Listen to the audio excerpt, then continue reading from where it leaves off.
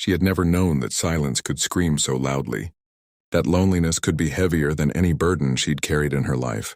And when she whispered through trembling lips, "It hurts too much," and she wasn't talking about the fresh bruise on her skin or the sting of a broken dream. She was talking about everything: the heartbreak, the loss, the betrayal that had left her spirit bleeding. But before the tears could blind her fully, she felt the shadow of a man step between her and the fading light, his boots settling firm into the dirt, his voice steady as the horizon when he answered, "That's why I'm here." And in that moment it wasn't just words.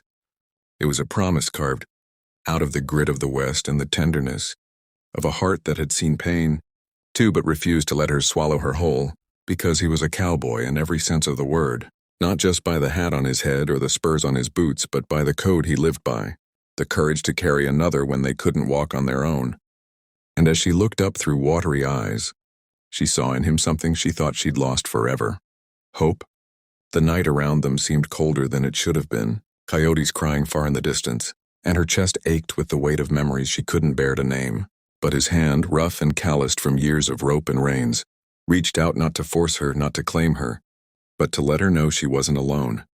And though she wanted to resist, wanted to tell him she was beyond saving, she found herself leaning into that steady strength, the kind of strength that didn't just fight battles, but stood in the storm and took the blow so someone else could breathe again. "You don't know what I've lost," she choked, her voice cracking like glass against stone, and his eyes, steady beneath the brim of his hat, softened. "Darlin', I don't have to know the details to see you're carrying the weight of the world. And I didn't ride all this way to let you drown in it," he said, his tone quiet but sharp with conviction. And she hated that her heart stirred at his words, hated that a spark of warmth broke through the ice she'd worked so hard to build. But as his presence wrapped around her like a blanket in the cold, she couldn't deny the truth. Maybe she wanted to be saved after all. The wind kicked up dust around their feet. The old barn behind her creaked with age, and every piece of her past seemed to whisper that trusting again would only lead to more pain.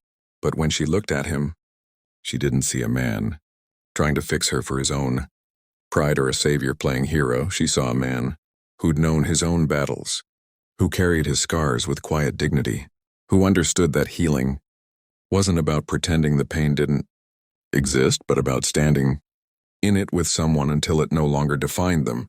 And for the first time in so long, she felt her defenses crumble. "Why do you care?" she asked bitterly, almost daring him to turn away. But instead he gave the